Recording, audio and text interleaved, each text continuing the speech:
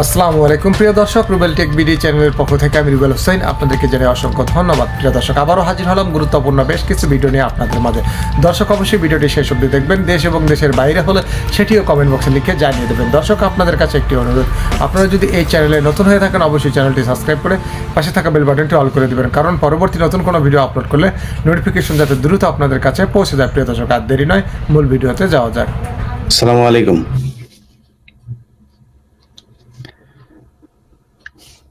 আমরা আজকে কি বিষয় নিয়ে কথা বলবো, এটা এর মধ্যে আমি আমার ফেসবুক পেজে ঘোষণা দিয়েছিলাম, আমার ইউটিউবে পোস্ট করা ছিল। অতএব আপনারা জানেন যে ফরিদপুরে গতকালকে তিনজন মুসলমানকে সেখানে ঘটনাস্থলেই পিটিয়ে হত্যা করা হয়েছে এবং সেখানে আরো বেশ কয়েকজন মুসলমান আপনার আহত হয়েছে, খুব গুরুতর আহত অবস্থা, হাসপাতাল আছে, সেটারও কোনো খবর টবর কোনো কিছু নাই। এবং তাদেরকে মেরেছে হচ্ছে হিন্দুরা। তো আমাদের দেশের সংবাদপত্র যেটা দেখলাম সেটা হচ্ছে যে ধরেন কোন এক জায়গায় যদি নাকি একটা বলৎকারের ঘটনা ঘটে, সেটা যদি মাদ্রাসার কোনো শিক্ষক হয়, একদম শুরুতেই মাদ্রাসার শিক্ষকের নামটা দিয়ে তারপরে শুরু হবে। কোথাও যদি আওয়ামী লীগ, বিএনপি কিংবা এলাকার স্থানীয় যেই মানুষের ভেতরে কোন্দল আছে সেটাও যদি হয়, সেই পক্ষের একটা পক্ষ যদি হিন্দু হয়, সেই ক্ষেত্রে হিন্দু নির্যাতন সেটা শুরু হয়। গতকালকের যে ঘটনা, সেই ঘটনাতেও শুরু হচ্ছে, সবাই মানে পত্রিকাগুলো যারা নিউজ করেছে তারা সবাই লিখছে যে মন্দিরে আগুনকে কেন্দ্র করে সন্দেহভাজন দুজনকে পিটিয়ে হত্যা। তার মানে হচ্ছে মন্দিরে আগুনের ঘটনাটা ঘটেছে। এরপরে আমি আমার জায়গাটা আগে পরিষ্কার করে নেই, সেটা হচ্ছে যে বাংলাদেশে হিন্দুদের উপরে যে নির্যাতন হয় না, এটা আমি অস্বীকার করি না। অবশ্যই হিন্দুদের উপরে নির্যাতন হয়, কিন্তু আমার প্রশ্ন হচ্ছে যে হিন্দুদের উপরে যে নির্যাতনগুলো হয়, সেই নির্যাতনগুলো কি আসলে মানে মুসলমানরা যে তুই হিন্দু এই জন্য তোর উপরে নির্যাতন, মানে এরকম হয়? যারা কিনা সমাজে একটু দুর্বল, তাদের উপরে ওই সমাজে যারা একটু প্রভাবশালী আছে তারা নির্যাতন করে। এটা মুসলমানদের উপরেও করে, হিন্দুদেরও। মানে ধরেন আমার কথা বলি, আমি নিজেই তো এখন আসলে মানে নির্যাতিত, তাই না? আমার মতো এরকম অসংখ্য লক্ষ লক্ষ কোটি কোটি মানুষ বাংলাদেশে নির্যাতনের শিকার হচ্ছে, এবং তারা 99%ই তারও বেশি মুসলমান। তো সবাই এখন এই মুহূর্তে তো বাংলাদেশে মুসলমানরাই সংখ্যালঘু এবং তারাই নির্যাতনের শিকার হচ্ছে। অতএব নির্যাতনের শিকার হইলেই সেটা হিন্দু নির্যাতন বা সংখ্যালঘু নির্যাতন। আমি আবারও বলছি, আমি বাংলাদেশে হিন্দুদের উপরে যেখানে নির্যাতন হোক সেটার প্রতিবাদ জানাই, আমি সেটার পরিত্রাণ চাই, এবং হিন্দুদের উপরে যে নির্যাতন হয় সেটা স্বীকার করেই কথাগুলো বলছি। গতকালকের ঘটনায় আমি যতটুকু সোশ্যাল মিডিয়া মাধ্যমে আমি আজকে বলেছিলাম যে আমার এখানে আমি আমার ফেসবুকে আপনাদেরকে কানেক্ট করব, আমি লিংক দিয়ে দিব, এবং আপনাদের কাছে অনুরোধ, যারা ওই ঘটনা নিয়ে জানেন, যারা ফরিদপুর অথবা তার আশপাশের কোনো এলাকায় আছেন, তারা একমাত্র আমার লাইভে ঢুকবেন। এখন যেটা বলছিলাম যে যতটুকু এই ঘটনা নিয়ে জানলাম সেটা হচ্ছে যে এখানে একটা স্কুলের ভবনের কাজ চলছিল, এবং সেইখানে কিছু লোকজন, আওয়ামী লীগের কিছু লোকজন ওই কন্ট্রাক্টরের কাছে চাঁদা চাচ্ছিল, এবং যথারীতি আওয়ামী লীগের যেই ব্যক্তি, সে ব্যক্তি হিন্দু ধর্মাবলম্বী, এবং ওই এলাকাটা নাকি খুবই হিন্দু অধ্যুষিত একটা এলাকা, এবং ওই পুরো গ্রামের ভেতরে 3-4টা পরিবারের বাইরে নাকি আর মুসলমান নাই, সবই হিন্দু তারা। এখন তাদেরকে ওই চাঁদা দেয়া হয়নি বলে তাদের সাথে একটা বাকবিতণ্ডা হয় কন্ট্রাক্টরের সাথে, এবং ওই কন্ট্রাক্টরের যেই লেবাররা সেখানে কাজ করছিল, অর্থাৎ নির্মাণ শ্রমিক যারা কাজ করছিল, তাদের সাথেও ওই গ্রুপটার একটা দ্বন্দ্ব হয়। এরই জের ধরে তারা লোকজন নিয়ে এসে তাদেরকে পিটিয়ে মারে, এবং পিটিয়ে মারার পরে যখন দেখে যে 3 জন ওইখানে স্পট ডেথ ছিল, তখন তারা সেটাকে ধামাচাপা দেওয়ার জন্য তারা গিয়ে মন্দিরে তারপর আগুন লাগায়। আমি আমার পক্ষ থেকে আমার যতটুকু জানতে পেরেছি সোশ্যাল মিডিয়ার মাধ্যমে, আপনার নিশ্চয়ই এইসব পোস্টগুলো আপনাদের চোখে পড়েছে, এবং তার চাইতেও ভয়ঙ্কর যে বিষয়টা সেটা হচ্ছে যে হিন্দু কিছু সংগঠনই এটার সত্যতা যাচাই করছেন এইভাবে। তাদের বিভিন্ন ফেসবুক পোস্ট যদি আপনাদের চোখে পড়ে থাকে, বিভিন্ন হিন্দু সংগঠনগুলো তারা নানানভাবে উস্কানি দেওয়ার চেষ্টা করছে যে হিন্দুরা সবাই এক হও, 3 মোল্লা দিয়ে ফরিদপুরে শুরু হয়েছে, এভাবে চলতেই থাকবে, জেগে ওঠো, এই সেই নানান ধরনের কথাবার্তা তারা বলছে। তো আমি জানি না এটার আসলেই ঘটনা কি ঘটেছে, যাই ঘটুক সেটার বিচার হবে কিনা সেটাও জানি না। আমার যেই চেষ্টা সেটা হচ্ছে যে আপনাদেরকে সত্যটা যদি জানাতে পারি, যাদের সাথে কথা বলবো তারা নিশ্চয়ই এটা বলতে পারবে। আসাদ মোল্লা ভাই, জি আপনি কি ওই এলাকা থেকে বলছেন নাকি? জি, আসসালামু আলাইকুম। ভালো আছেন ভাই? জি ভাই, কি অবস্থা বলেন? আলহামদুলিল্লাহ, আমি মূল কথায় আছি। আমার বাড়িটা থেকে কয়েক কিলোমিটার দূরে। আমি ওদিনকে সকালবেলা বিষয়টা শুনেছি, তারপরে ওইখানে আমি আসছিলাম, এসে কিছু লোকের সঙ্গে আমি কথা বলেছি। তো আমি তো প্র্যাকটিক্যালি ওখানে ছিলাম না, কিন্তু ওখানেই যারা ঘটনাস্থলে ছিল তাদের সঙ্গে কিছু লোকের সঙ্গে আমার কথা হয়েছে যে ওখানে 2টা কন্ট্রাক্টরের সাথে যে দ্বন্দ্ব ছিল, মূলত একটা পক্ষ ওই জায়গার আর একটা পক্ষ কাজ পাইছে। তাই এই দ্বন্দ্বটাকে, এই কন্ট্রাক্টর যে কাজ করছে যে একে উঠাই দেওয়ার জন্য তারা নিজেরাই ওখানে মন্দিরে আগুন দিয়েছে, পরিকল্পিত। এটা হলো আগে একটা মহাপরিকল্পনা নিয়ে ওরা আরো কয়েকদিন ধরে এটা চলতেছিল। তো মহাপরিকল্পনা নিয়ে এই কাজটা করছে। ওরা যখন কোনোভাবে পারতেছিল না, তখন ওই জায়গা মন্দিরে ওরা নিজেরাই পেট্রোল ঢেলে আগুন দিয়েছে। আগুন দেওয়ার পরে ওদের এমনই একটা লিঙ্ক যে ওটা তার আগের রাত্রেই তারা আমার মনে হয় যে সারা বাংলাদেশের ওদের ভিতরে ওদের যে বড় গ্রুপটা আছে, এই গ্রুপটার সাথে পরামর্শ করে এই কামটা করছে। যে ওই সময়টা এই লাগানোর পরেই হুট করে সবাই চলে আসছে। হুট করে আসার পরে কিছু লোক বোঝার আগেই ওদেরকে ঘিরে ফেলছে, ইসের ভিতর, ওই রুমটার ভিতর, ওই জায়গা ঘিরে ফেলাইছে। ঘিরে ফেলাই দিয়ে চেয়ারম্যানকে ফোন দিচ্ছে, ডোমাইন চেয়ারম্যানকে ফোন দিচ্ছে, উনি আসতেছে। কিন্তু তার আগেই এই হটকারী কিছু লোক বা ওখানের লোক পরিকল্পনা করে যারা বসেছিল, তারা ওদেরকে পিটিয়ে একবারে বরবাচিত। এটা পৃথিবীর বুকে এটা যে ঘটনা ঘটাইছে, পৃথিবীর বুকে আর কোন জায়গায় এরকমের ঘটনা ঘটছে কিনা আমার কাছে মনে হয় না। যে পাওয়া বাইতে এদেরকে যেভাবে পিটাইছে, এভাবে আমি মর্মাহত এটা দেখে, শুনিয়ে দেখে। তো তারপরে ওরা এরকম মারলো। তারপরে পুলিশ ওখানে গেছে, পুলিশকে ওরা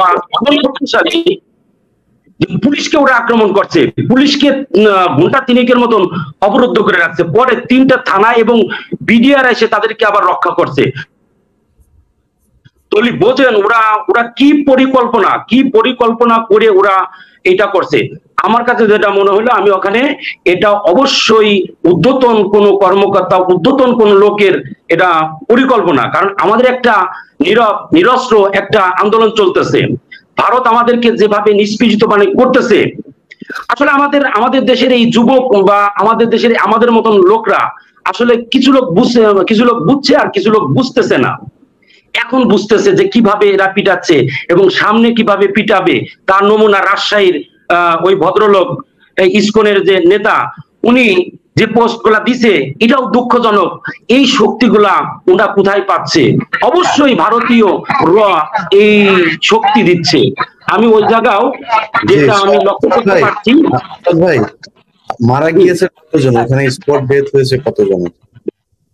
ওখানে 2 জন মারা গেছে, 2 জন একবারে সঙ্গে সঙ্গে মারা গেছে।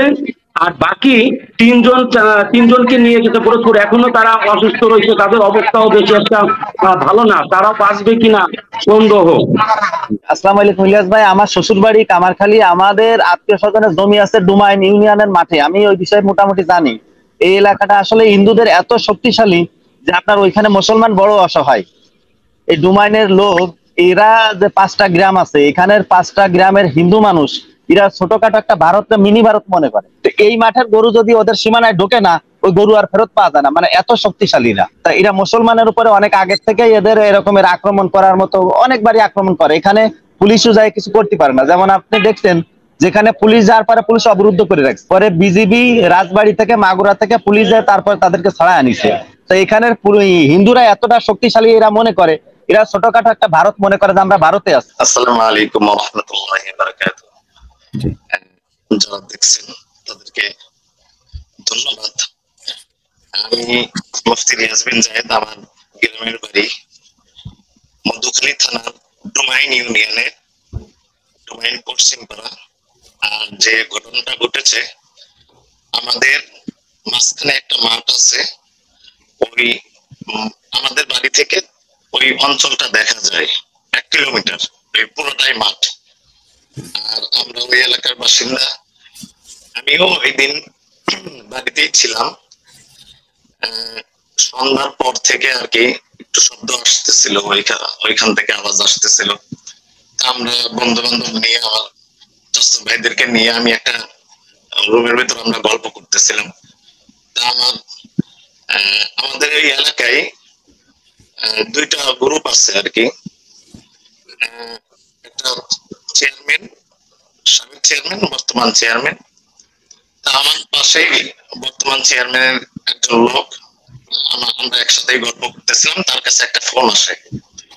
ফোনটা আসার পরে ওখান থেকে, ওই হিন্দু এলাকা থেকে ফোন আসার পরে ওনারা আর কি বলতেছে, ছেলেটার নাম নাসির, তাকে বলতেছে যে এখানে অনেক পরিস্থিতি খারাপ, 2 জন মনে হয় নিহত হয়ে গেছে, আর বাকিরা 7 তলা ছাদের উপরে অবস্থান করতেছে বর্তমান। এই কথা সংবাদ পাওয়ার পরে আমরা ব্যক্তিগতভাবে, আমাদের কিছু এলাকায় লোক আছে, ওই লোকদের কাছে আমরা শিওর হওয়ার জন্য আর কি ফোন দিই। ফোন দেওয়ার পরে তারাও একই কথা বললো। বলার পরে আর কি আমরা ওইখান থেকে সরে আর কি ভিন্ন জায়গায় অবস্থান করলাম।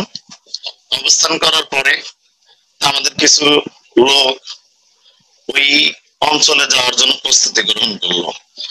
প্রস্তুতি গ্রহণ করার সময় একটা জিনিস আপনারা অবগত থাকেন, যে ওই অঞ্চলটা এমন একটা জায়গায়, যে জায়গায় যাওয়াটা অনেক রিস্ক, এমনি সময় যাওয়াটা অনেক রিস্ক। আমাদের গ্রাম হচ্ছে ডুমাইন গ্রাম। ডুমাইন গ্রাম থেকে বালিয়াকান্দি থানা পর্যন্ত মোট 11 কিলোমিটার। ওই 11 কিলোমিটারের মধ্যে 2% মুসলমানও নেই, 98% হিন্দু জনবসতি ওখানে অবস্থান করে, বাসস্থাপন করে আছে। তা ওখানে যে কেউ সাধারণত যাইতে পারে না ওইভাবে। এমনি সৌহার্দ্যপূর্ণ ভাব থাকলে সেটা ভিন্ন বিষয়, কিন্তু মারামারির উদ্দেশ্যে বা কোনো উদ্দেশ্যে ওখানে যাইতে পারে না। আমরা ওই গ্রামে বসবাস করে আসতেছি 30-32 বছর। আমরা সকলেই জানি যে ওদের কাছে বিভিন্ন ধরনের অস্ত্র এবং দেশীয় অস্ত্র, আগ্নেয়াস্ত্র সবই থাকে। এমনকি আমাদের ওই অঞ্চল অন্যান্য বাংলাদেশের যে অঞ্চলগুলো আছে ওই অঞ্চল থেকে একটু ভিন্ন। আমরাই ধরতে গেলে ওখানে সংখ্যাগরিষ্ঠ তারা। এই কারণে আরেকটা বিষয় আছে, বিষয়টি হচ্ছে হলো আমাদের ইউনিয়নে, ডুমাইন ইউনিয়নে মোট ভোটার সংখ্যা 7000 মতো। 7000-এর আমরা যে অঞ্চলে থাকি এই অঞ্চলে মুসলমানরাই বসবাস করে, কিন্তু আমাদের গ্রামের পর থেকে হলো ওই হিন্দু, সব হিন্দু। তো ওখানে প্রায় 4000-এর মতো হিন্দু ভোট আছে। এই কারণে ওই হিন্দুদের ভোটটা পাওয়ার জন্য যারা রাজনীতিবিদ আছেন, ভোটটা পাওয়ার জন্য তাদের সাথে সদ্যপ্ন এই করেন। বাকি যাই হোক, তো এই ঘটনা আমি একটু বলতেছি যে আমরা ওইখানে যাইতে সাহস পাইনি, এবং আমাদের চেয়ারম্যান মহোদয় জনাব শাহ আসাদুজ্জামান তপন ভাই, উনি গিয়েছিলেন 7:30-8টার দিকে উনি গিয়েছিলেন। যাওয়ার পরে উনি দেখতে পান যে তিনজনের লাশ ওখানে, লাশ বলতে পরে রয়েছে 3 জন। 3 জনের মধ্যে 2 জন মৃত্যুবরণ করেছে, আর একজন অবশিষ্ট, মানে আল্লাহ তাআলা তাকে বাঁচিয়ে রেখেছেন। আর বাকি যে 4 জন ছিলেন ওই 4 জন ছাদের উপরে ছিলেন। কিন্তু চেয়ারম্যান মহোদয় যাওয়ার পরও তারা ওইখানে ওই যে ইট পাটকেল মারা এবং স্কুলের মধ্যে তাদেরকে মেম্বার রঞ্জন মেম্বার উনি তাদেরকে স্কুলের মধ্যে বন্দি করে রেখেছিলেন। বন্দি করে রাখার পরও ওইখানে যে হিন্দু লোকরা ছিল তারা বিভিন্ন ভাবে দরজা ভেঙে জ্বালানা দিয়ে ওইভাবে প্রবেশ করে মানে ওই 2 জন নিহত হওয়ার পরেও তারা ওইভাবে কি করছে, আক্রমণ করছে। আর শুধুমাত্র ওইখানে মানে ওই কেষ্টনগর, ওই পঞ্চপল্লীর কেষ্টনগর এলাকা ওই গ্রামের লোকই ছিল না, বাকি ওইখানে আরো কয়েকটি নগর আছে, কয়েকটি গ্রাম আছে, যেমন জামনগর, শেখজাজুরি, সমাধিনগর, ঢোলজানি, তারপরে আপনার পাটুরিয়া, এরকম আরো কিছু গ্রাম আছে যেখানে সকলেই হিন্দুরা অবস্থান করে। ওই হিন্দুদের মধ্যে যারা নেতা কোয়ালিটি বা উগ্র কোয়ালিটি তারা এসে এই হত্যাকাণ্ড করে আর কি। এটা সম্পূর্ণভাবে ভাই মূল ঘটনাটা কি নিয়ে শুরু হলো এটা? জি জি আবার বলেন। মানে মূল ঘটনাটা কি নিয়ে শুরু, মানে এটার আসল ঘটনাটা কি, কেন মারল? ওইখানে ওই শ্রমিকরা 7 জন শ্রমিক 1.5 মাস যাবত ওখানে কাজ করতেছিলেন। ঈদের ছুটিতে তারা বাড়িতেও আসছিলেন। আমাদের যে পঞ্চপল্লী অঞ্চল হলো একদম ফরিদপুরের লাশ সীমানা, আর মধুখিলের প্রপারের ওই 7 জন ছেলে আসছিলেন। আসার পরে ওখানে আমি আমার ব্যক্তিগত যে ভিডিওগুলো আমার কাছে পৌঁছাইছে আমাদের গ্রামের ভাইরা, সেখান থেকে আমি বুঝতে পেরেছি যে ওইখানে তারা আর কি মাঝে মধ্যে আর কি ওনাদের সাথে কথা কাটাকাটি হয়েছে। কথা কাটাকাটি হওয়ার পরে ওনাদের সাথে একটা মানে তর্কতর্কি মনোভাব হইলে যেটা হয়, কথা কাটাকাটি হয়েছে। ওনারা অভিযোগ দিচ্ছে যে ওনারা বকাবাজ্য গালিগালাজ করে। ওই যে 7 জন ছিল 7 জনের মধ্যে কেউ কেউ গালিগালাজ করে, এই কথাটা ওনারা অভিযোগ দিয়েছে। আর যে ঘটনার সূত্রপাত ওই দিন মাগরিবের সময় আর কি, ওনারা তো মাগরিব মানেন না, সন্ধ্যার সময় ওই সন্ধ্যায় আগুন ধরাইতে আসে এক মহিলা। উনি আগুন ধরায় উনি চলে গেছে।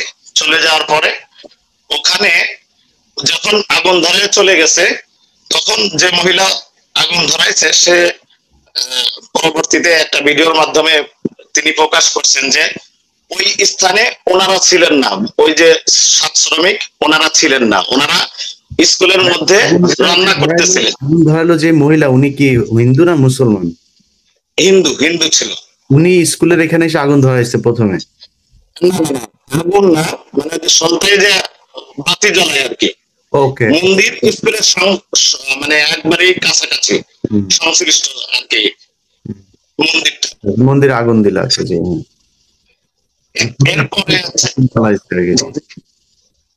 এরপরে উনি আর কি ভিডিওতে উনি এই কথা স্বীকার করেছেন যে যখন উনি সলতে ধরা হয়ে যায় তখন ওই 7 জন শ্রমিক ওখানে ছিলেনও না, এবং তারা স্কুলের মধ্যে উকি দিয়ে তাকাইছে। শুধু এই কথাটা উনি বলছে, উকি দিয়ে উনি তাকাইছে। ওই 7 জন শ্রমিক উকি দিয়ে 2-1 শ্রমিক উকি দিয়ে দেখছে ওনাকে। এরপরে আর কোনো কথাবার্তা হয়নি, উনি ওনার মতো চলে গেছে। আর ওনারা ওখানেই আছে।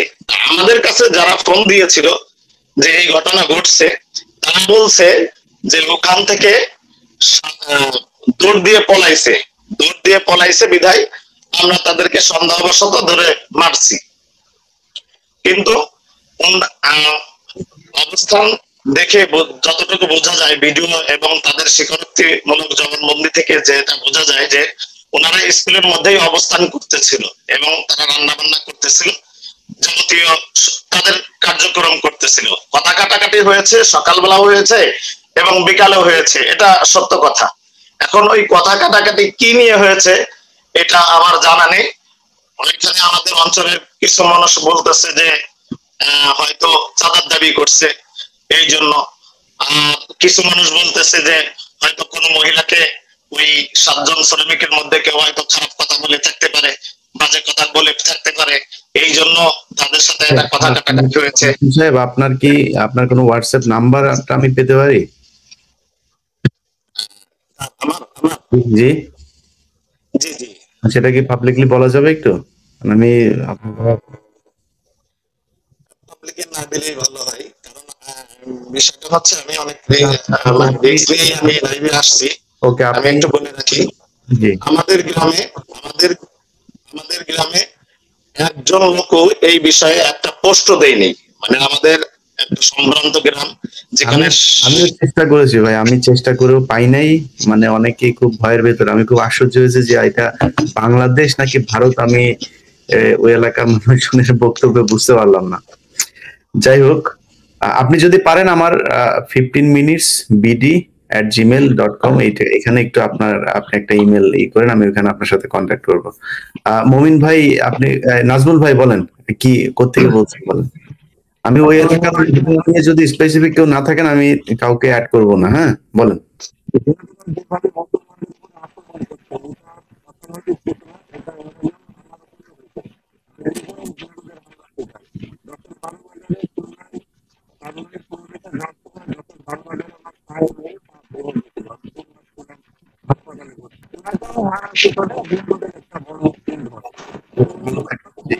মমিন ভাই, আসসালামু আলাইকুম। ইসলাম জি, এই ঘটনা নিয়ে জানেন স্পেসিফিক? জি বলেন। আমার বাড়ি তো ফরিদপুরেই, তো মানে এই বিষয়টা নিয়ে আসলে কেউ আলোচনা করতে যাচ্ছে না, কেন আমি জানি না। কারণ আমরা আসলে আমাদের এই মুসলিম প্রধান দেশ, আমাদের যেখানে 90% মানুষ আসলে মুসলিম, তো সেখানে আসলে এই বিষয় নিয়ে কোনো আলোচনা নেই। সঙ্গত কারণে আমি আমার ছবিটা হাইড করতেছি, তো এই জন্য ক্ষমা চেয়ে নিচ্ছি প্রথমেই। তো যেটা হয়েছে যে ওই রিয়াজ ভাই বিশদভাবে বলে গেছেন, আসলে ওনার কথায় আমি মানে পুনরাবৃত্তি করব। তো উনি যেটা বলছেন একেবারে সত্য কথা। ওই যে আশেপাশে যে গ্রাম আছে ওইখানে হিন্দু অধ্যুষিত এলাকা, তো ওইখানে আপনার মানে হিন্দুদের প্রচন্ড প্রভাব আসলে এখানে। আপনি এটা খেলে মনে করবেন যে এটা গুজরাটে চলে আসছেন আপনি, মানে একটা মিনি গুজরাট তৈরি করে রেখেছে ওইখানে। তো এরকম আর ঘটনা যেটা হয়েছে যে ওইখানে আপনার দুইটা শ্রমিক মারা গেছে আর কি, এই গণপিটুনিতে। হিন্দুরা আসলে এটা কথিত গণপিটুনি, অ্যাকচুয়ালি এটা পরিকল্পিত হত্যাকাণ্ড বলবো আমি। কারণ ওখানে ওরা চাঁদা দাবি করছিল, ওখানে যে স্থানীয় আওয়ামী লীগের যে হিন্দু নেতা ছিল সে চাঁদা দাবি করছিল, সুতরাং ওই কন্ট্রাক্টর যে ছিল উনি চাঁদা দিচ্ছিল না। তো সে কারণে কথাবার্তা কাটাকাটি হয়েছে, কথা কাটাকাটি মানে এক পর্যায়ে এখানে আপনার এভাবে আর কি ওরা গ্রুপ বা কোনো কিছুর মাধ্যমে এরা ছড়াছড়ি করে, তো এখানে একটা মানে দাঙ্গার মতো করে লাগিয়ে দেওয়ার চেষ্টা করছে। তো এরকমই আর কি। তো আসলে কি যে এটা হচ্ছে যে বলেন, আমি এটাই শুনেছি যে যেই মানে ওইখানে আবার হিন্দু মুসলমান বলা প্রয়োজন নাই, কিন্তু ঘটনাটা যেই ব্যক্তি আওয়ামী লীগ নেতা সেই ব্যক্তি আবার হিন্দু নেতা, তিনি ওই চাঁদা চাচ্ছিলেন ওই আপনার যেই ভবনটা হচ্ছিল সেই ভবনের কন্ট্রাক্টরের থেকে, এবং সেটা নিয়ে মূল দ্বন্দ্বটা। যাই হোক, আসলে আমরা খুবই অবাকের বিষয় যে আসলে এই মেইন স্ট্রিম মিডিয়া এই বিষয় নিয়ে কিছু বলছে না, সবাই এক প্রকার নিশ্চুপ। তো এটা সোশ্যাল মিডিয়াতে তেমন ভাবে ফলো করে না। যদিও আমরা দেখতেছি যে আপনি একটা পোস্ট দিবেন, তো এখানে আপনার নর্মাল একটা পোস্ট দেন, আপনি আমাদের ধর্ম সম্পর্কে একটা পোস্ট দিয়ে দেখেন, ওখানে দেখবেন যে হিন্দু ধর্মাবলম্বীর লোকেরা এসে প্রচন্ড লেভেলে গালাগালি, মানে ওদের ফার্স্টেশন যা কিছু আছে সবকিছু এখানেই করতেছে। জি, আরএম খান ভাই, আপনি আনমিউট করে বলেন। আপনি তো আসসালামু আলাইকুম, ধন্যবাদ ভাই। আমি আসলে আপনার মাধ্যমে পরিচয় হওয়ার কিছু নাই। এখানে আমি একজন প্রবাসী, দেশ নিয়ে আমাদের অনেক চিন্তাধারা, অনেক ভালোবাসা দেশের জন্য, দেশের মানুষের জন্য। আমি একটা ইনফরমেশন দিতে চাই।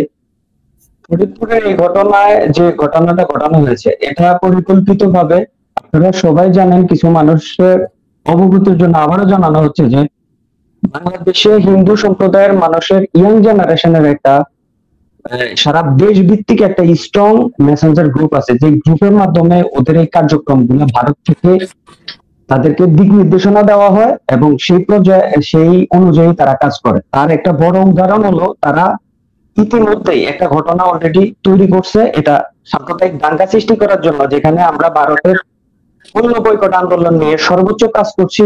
আমাদের সাথে যুক্ত হয়েছে বাংলাদেশের সাধারণ জনগণ।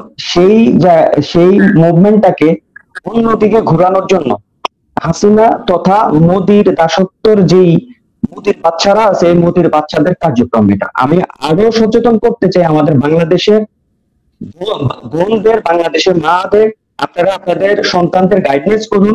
আপনাদের মেয়েরা তাদের সাথে কথা বলে, যেখানে তাদের একটা সহজ পন্থা হলো তারা হিন্দু সম্প্রদায়ের যারা আছে এলাকা ভিত্তিক তাদেরকে দিয়ে অন্য এলাকা থেকে নিয়ে এসে তারা মুসলমান হবে বলে আমাদের বোনদের ভিতরে একটা সিম্পৃতি তৈরি করে আমাদের বোনরা, মুসলিম বোনরা মুসলমান হয়ে যাবে বলে তাদেরকে পছন্দ করে বিয়ের মতো বড় সিদ্ধান্ত জড়িয়ে যায় এবং তারা তাদের গর্ভে বাচ্চা দিয়ে তারা পালিয়ে যায় এবং সেই ভিডিওগুলো মেসেঞ্জার গ্রুপে সারা বাংলাদেশে হিন্দু সম্প্রদায়ের যত গ্রুপ আছে সেই গ্রুপগুলোতে ছড়িয়ে দেয়। আমি আমার এলাকার মানুষ সহ আমার এলাকাতে প্রায় 40% হিন্দু। আপনাদের সবার প্রতি সচেতন থাকার অনুরোধ করছি এবং বাংলাদেশের 18 কোটি মানুষের মধ্যে মুসলিম সম্প্রদায়ের মানুষ যারা আছে আপনারা অত্যন্ত ধৈর্যশীল। আমাদের দেশে হিন্দু সম্প্রদায়ের মানুষ সংখ্যাগরিষ্ঠ হওয়া সত্ত্বেও আমরা তাদেরকে যে পরিমাণ সম্মান, সামাজিকতার জায়গা থেকে যে পরিমাণ তাদেরকে উৎসাহ দেই, তাদের ধর্মীয় রীতিনীতি পালনের জন্য যেভাবে আমরা সহযোগিতা করি, সেটা ইন্ডিয়াতে নজিরবিহীন, সেটা দেখা যায় না সারা দুনিয়াতে। আমি সবাইকে সতর্ক করতে চাই, আপনার এই লাইভ কনফারেন্সের মাধ্যমে যারা দেশপ্রেমিক আছেন, যারা দেশকে নিয়ে চিন্তা করেন, আপনারা মুরব্বীরা যারা আছেন বাংলাদেশের, আপনারা আমাদের দেশটাকে নিয়ে একটু ভাবুন। দেশের নতুন প্রজন্মদেরকে এই বিপদ থেকে রক্ষা করুন এবং ইন্ডিয়া বয়কট আন্দোলনে ইন্ডিয়ার সকল প্রকার পণ্যকে বয়কট করতে আপনাদের সকলের সহযোগিতা চাই। এই আন্দোলনে আমরা সফলভাবে আমরা জয়ী হবো ইনশাল্লাহ। আচ্ছা জি, সাবির ভাই বলেন। বলছি ভাই, আমি তখন লাইনে ছিলাম, ওদের পরিবারের সাথে যোগাযোগ করার চেষ্টা করে আমি যোগাযোগ করতে পেরেছি খুব কাছে একজনের সাথে। যতটুকু জানতে পারলাম ভাই, আমার বাসা হচ্ছে বলমারি, ফরিদপুর জেলা। তো বললো ভাই যে কাহিনীটা ঘটছে তাতে মন্দিরে 2 টাকার ক্ষতি হয়নি, মানে আগুনটা যে ধরেছে। তা আমি বললাম ভাই সূত্রপাতটা কি নিয়ে? ভাই চাঁদার মধ্যে কিছু একটা, মানে উনি শিওর বলে নাই, হয়তো ভয়ে আছে, তো পরিবারের সাথে সংশ্লিষ্ট। তো বললো ভাই চাঁদার একটা বিষয় এরকম কথা। আমি বললাম শিওর? বলে হ্যাঁ ভাই এরকম একটা শিওর কথা, কিন্তু আমার তো মন্দিরে কি ক্ষতি হয়েছে ভাই? তো বললো ভাই মন্দিরে 2 টাকাটা কোনো ক্ষতি হয় নাই, কিন্তু তো জানে লোকটা পিটিএ মারছে। মূল কথা হচ্ছে ভাই এটা আমার জানা মতে পরিকল্পিত হামলা এটা।